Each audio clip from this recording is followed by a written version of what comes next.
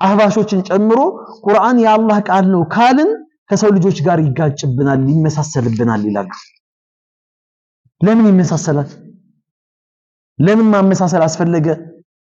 የሰው ልጅ የራሱ ባህሪ ያለው አላህ ደግሞ የራሱ አለው እና በል እንግዲህ አሁን ይሄን ከላሙል በሸር ወላ ሙሻባሃት ከላሙል በሸር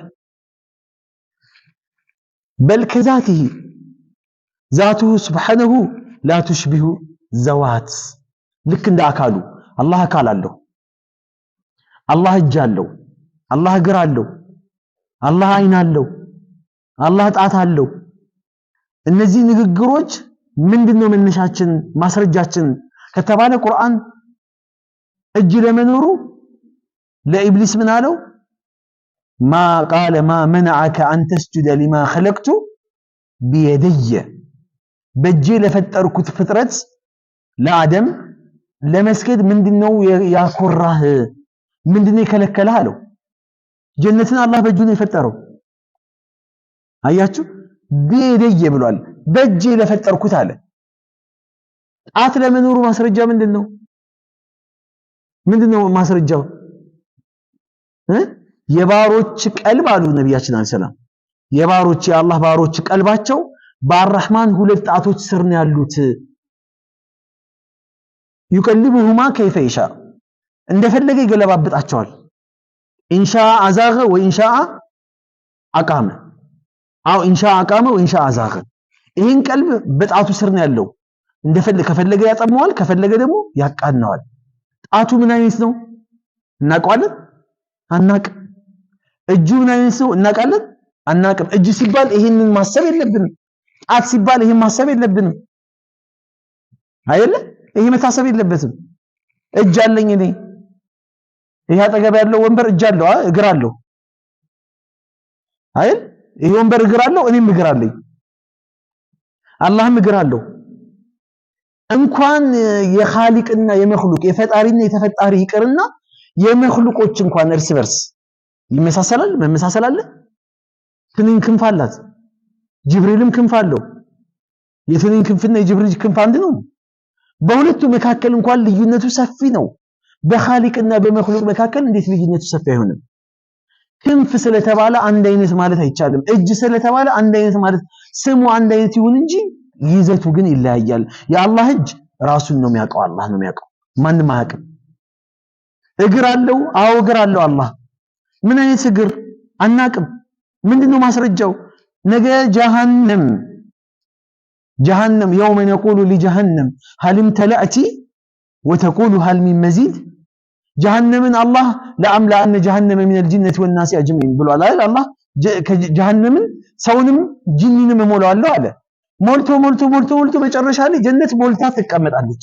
ጀሃነም ሞላሽ ወይ ብሎ ሲላት ሱረቱል ካፍ ላይ ሀል ሚን መዚድ ትላለች። የሚጨመር ካለ አለኝ ቦታ ትላለች። ከዛ ምን አሉ ነብያችን አለይሂ ሰላም አርህማን አዛኙ ጌታ በተረከዙ አንዴ ሲረግጣት ቀጢን ወተቁሉ ቀጢን በቀኝ ትላለች። ምንድነው እግሩ አናቅም። አሁን አህባሽ ይመጣልህና እነዚህ ሙጀሲማዎች ይላል ለአላህ አካል ሰጡት እኮ ሰውን እኮ አስመሰሉት አላህን። መቼ ሰው አሁን እስቲ በገለጽኩላችሁ መሰረት ሰው መስሏል አላህ? በምን ይመስላል? አይን አለው? አዎ አይን አለው። ምን አይነት አይን ነው? አላህ ነው የሚያውቀው። አያችሁ ወስነዒል ፉልከ ቢአዕዩኒና ወወሒና አለ። ይሄን መርከብ ስትሰራ በእኛ እይታ በእኛ ትዕዛዝ ላይ ተመርክዘህ አላቸው በነብዩላህ ነው። ጆሮ አለው? አዎ ጆሮ አለው። ምን አይነት ጆሮ አናቅም እኛ። ታዲያ ይሁን ለማ ከገለጻችሁ አላህን በምን ተናነሰ? አላህን ከመኽሉቁ ጋር ማመሳሰላችሁ በምን ተለየ ይሏል። ታዲያ ገና ለገና ይመሳሰላል ብለን አይመሳሰልም እንዳይመሳሰል ክልክላት የመጣባቸው ነገሮች አሉ። አላህን በመኽሉቆች ማመሳሰል ከእስልምና ያስወጣል። ማመሳሰል አይቻልም ብለህ ታስተምራለህ እንጂ ገና ሊመሳሰልብኝ ይችላል ብለህ አይ ይሄ የአላህን ንግግር የአላህን ሲፈት ወይም ባህሪ አልቀበልም አትልም ትላለህ። ገና ይመሳሰላል በሚል አለኝ ብሏል። አዎ አለ። ምን አይነት ሰው አናቅም። ጀህም ኢብኑ ሰፍዋን የተባለ አካል የፈበረከው የሆነ ቡድን ነው። እነሱ ሙዓጢላዎች ናቸው። ምንም አላህ የለውም ይላሉ። እጅም እግርም የሚባል አላህ ይሰማል አይሰማም የሚባል በቃ ሙሉ በሙሉ አላህን ከመክሉቁ ጋር እንዳይመሳሰልብን ብለው ሙሉ አራቁተዋል። የአላህን ሲፈት ተዕጢል አደረጉ። ሙዓጢላዎች ይባላሉ። አያችሁ። ራፊዳዎችና ሌሎች ጀማዓዎች ደግሞ ምን አሉ? ኢነ ሊላሂ አይዱን ከአይዲና አላህ እጆች አሉት እንደኛ እጅ አለ። እጅ ካልን እጅ የምናውቀው ይሄንን ነው አሉ እነሱ ደግሞ። ስለዚህ አላህም እጅ እንደዚህ አይነት ነው አሉ። እነዚህ ሙሸቢሃዎች ይባላሉ። አያችሁ፣ ሙሸቢሃዎች ይባላሉ። ይሄም የተወገዘ ነው። ለምን? ወለም የኩን ለሁ ኩፉወን አሐድ ለይሰ ከሚስሊሂ ሸይኡን ወሁወ ሰሚዑን በሲር። እሱን የሚመስል አንድም አካል የለም።